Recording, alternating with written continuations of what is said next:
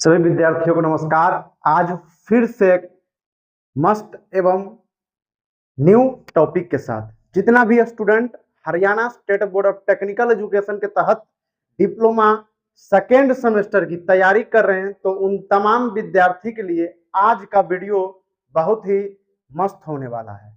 तो आप लोग वीडियो को अंत तक देखें। यदि चैनल पे पहली बार आए हैं तो चैनल को सब्सक्राइब कीजिएगा, वीडियो को लाइक कीजिएगा एवं दोस्तों के साथ शेयर जरूर कीजिए। ठीक है, आज के वीडियो में मैं आप लोग को सेकेंड सेमेस्टर इलेक्ट्रिकल ब्रांच का जो आपको ब्रांच सब्जेक्ट है इलेक्ट्रिकल नेटवर्क, जिसे हम ईएन कहते हैं। बहुत सारे स्टूडेंट का कमेंट था कि सर ईएन पर एक वीडियो बनाइए, तो उन सभी स्टूडेंट को का कमेंट पढ़कर हम इस वीडियो को आज आप सबों के सामने रखने का बढ़िया तरीके से प्रयास करूंगा। तो आप लोग वीडियो को अंत तक जरूर देखिएगा। ठीक है, तो हम लोग ज्यादा समय नहीं लेते हुए वीडियो की ओर चलते हैं।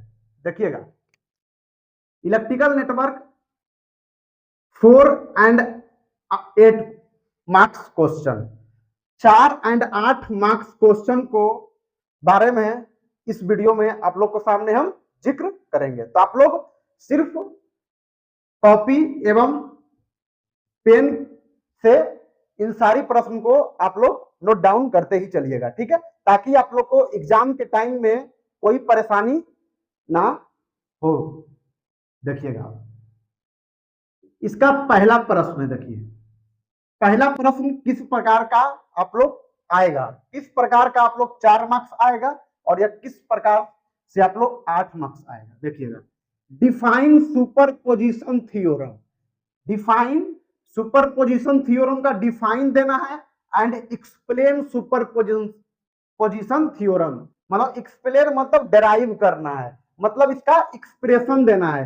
फिगर पार के जो इसका एक्सप्रेशन होता है, डेराइव होता है, उसको बारे में समझाना है।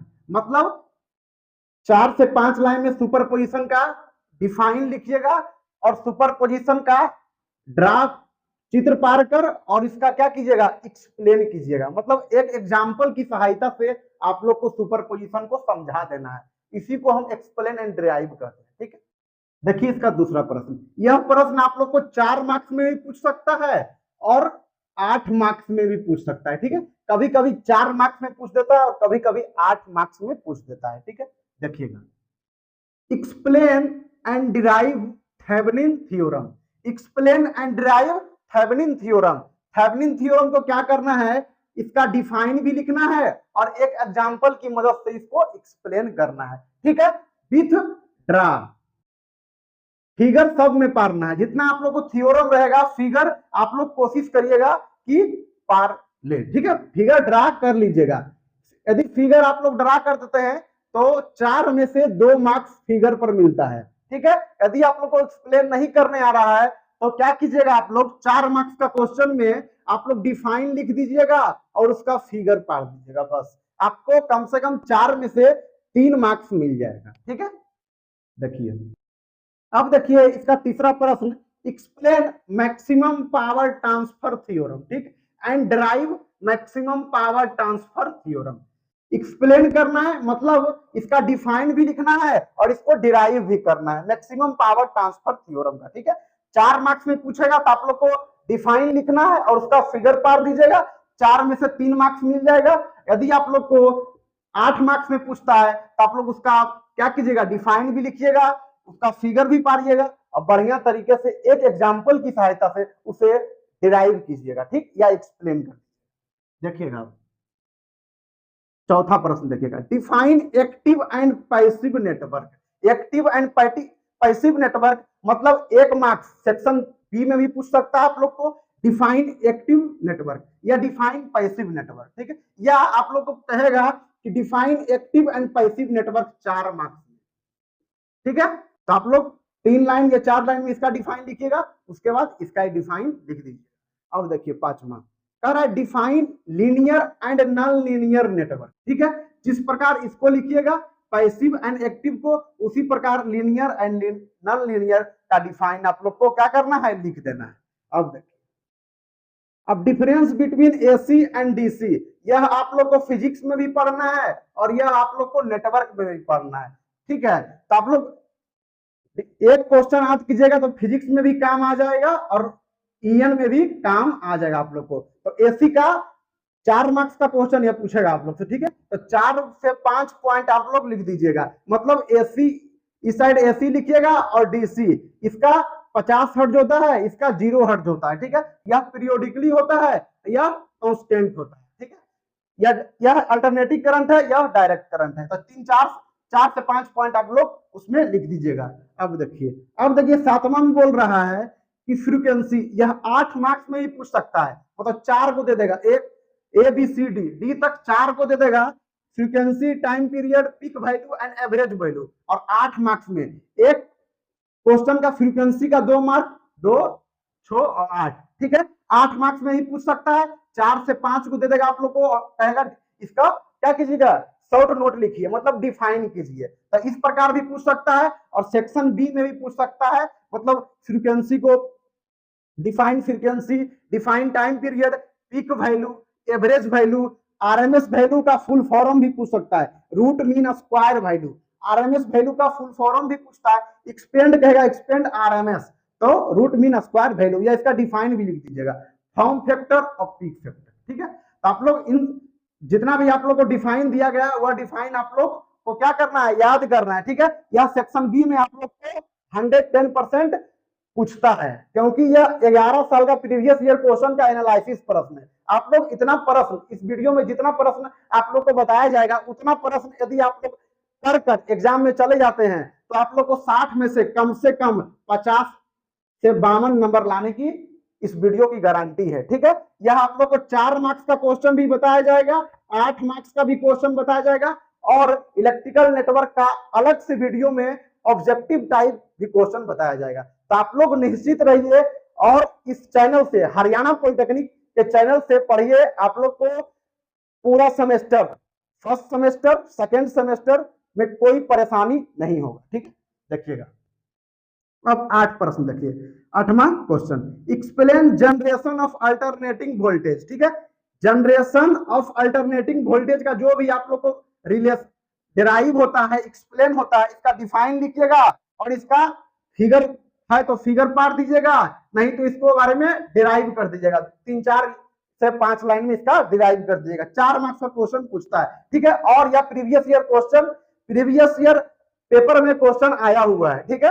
देखिएगा, define and explain RMS value of alternating current, मतलब आरएमएस वैल्यू यहां पर आप लोग को बताए थे, रूट मीन स्क्वायर वैल्यू का डिफाइन भी लिखना है, और इसको अल्टरनेटिव करंट, मतलब इसको क्या करना है, डिराइव भी करना है, मतलब कह रहा है एक्सप्लेन भी करना है, ठीक है। तो आप लोग बढ़िया तरीके से कर दीजिएगा, ठीक है। अब देखिए, अब 10वां प्रश्न, right pure capacitive circuit fed by pure circuit AC supply, मतलब इस प्रकार की प्योर कैपेसिटिव पूछ दे, प्योर कैपेसिटिव पूछ दे, या प्योर रेसिस्टिव पूछ दे, या प्योर इंडक्टिव पूछ दे, ठीक है। तीनों यह आपका सिलेबस में है। प्योर कैपेसिटिव पूछ दे, सबसे ज्यादा यही प्रश्न पूछा जाता है, प्योर कैपेसिटिव, ठीक है। प्योर रेसिस्टिव पूछ दे, या प्योर इंडक्टिव पूछ दे, ठीक है। इन तीनों में से कोई भी प्रश्न आप लोग को पूछेगा तो आप लोग बहुत बढ़िया तरीके से उसको कर लीजिएगा, ठीक है। ऐसे पूछ देगा, AC circuit containing pure resistance, ये भी पूछ देगा, AC circuit containing pure capacitive, ये प्रश्न पूछ दे, या आपको रेसिस्टिव पूछ दे, या इंडक्टिव पूछ दे, ठीक है। या इस प्रकार भी पूछ सकता है आप लोग को डाइवर्ट करने के लिए, pure capacitive circuit fed by pure circuit AC supply, इस प्रकार भी पूछ सकता है। और आप लोग को क्या करना है, और रेसिस्टिव भी पूछ सकता है, और इंडक्टिव भी पूछ सकता है, ठीक है। और आप लोग को AC circuit containing pure resistance यहां पर लगा देगा आगे में, explain AC circuit containing pure resistance. तो आप लोग बढ़िया तरीके से उसे कर लीजिएगा। अब देखिए, अब क्वेश्चन नंबर 11 देखिए, right the concept of transient and harmonic AC circuit, मतलब 4 मार्क्स का क्वेश्चन हर बार पेपर में आता है, ठीक है।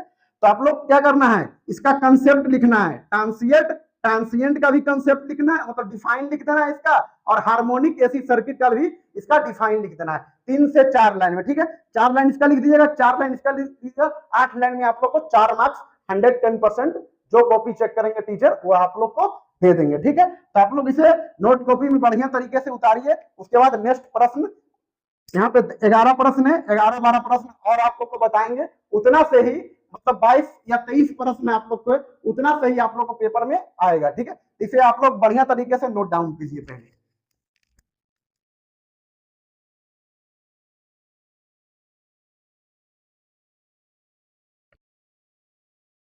अब देखिए, अब इसका नेक्स्ट प्रश्न है आप लोग को, क्वेश्चन नंबर देखिए 12, एक्सप्लेन आरएल सर्किट, डायरेक्ट कह देगा एक्सप्लेन आरएल सर्किट, ठीक है।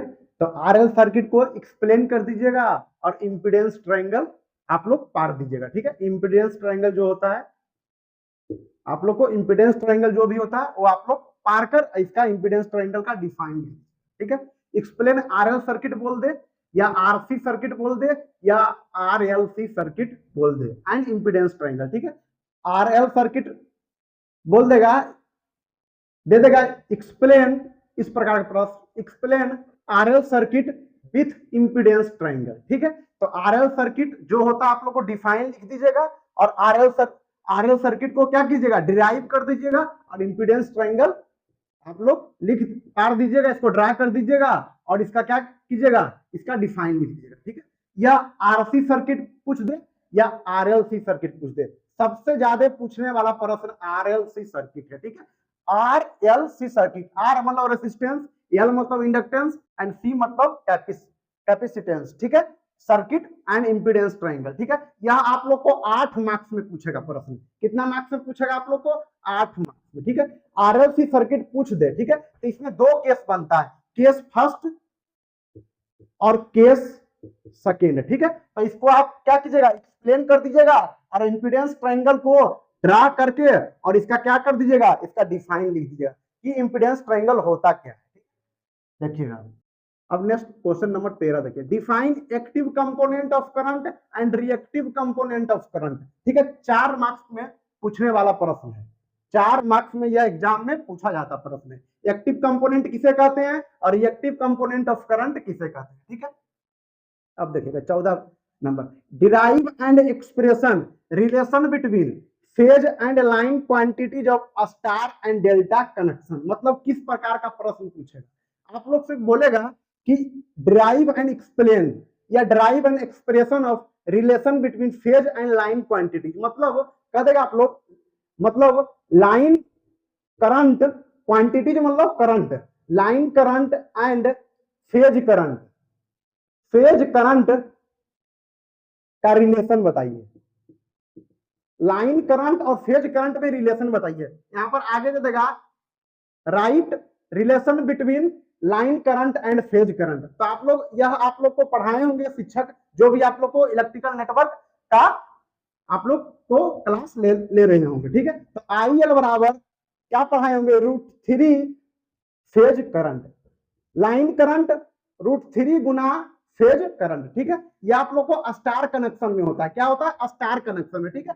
पूछ देगा derive and expression relation between line current and phase current of star connection, star connection. अब आपको डेल्टा कनेक्शन में क्या पूछ देगा, डेल्टा कनेक्शन में derive and expression relation between line voltage and phase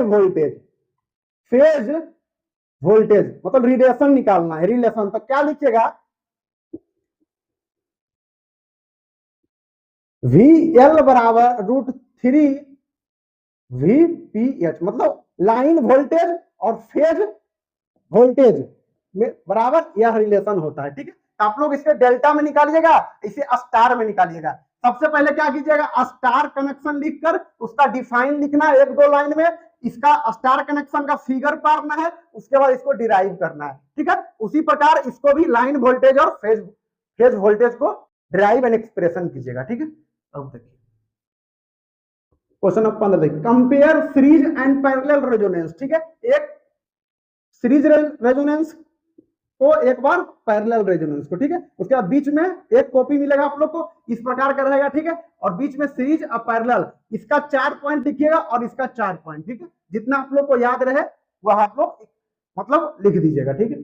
देखिएगा क्वेश्चन नंबर 16 देखिए, explain type of three phase connection. Three phase connection कितने प्रकार के होता है? थ्री फेज कनेक्शन आप लोग को दो प्रकार का होता है, स्टार कनेक्शन, स्टार कनेक्शन और डेल्टा कनेक्शन, ठीक है।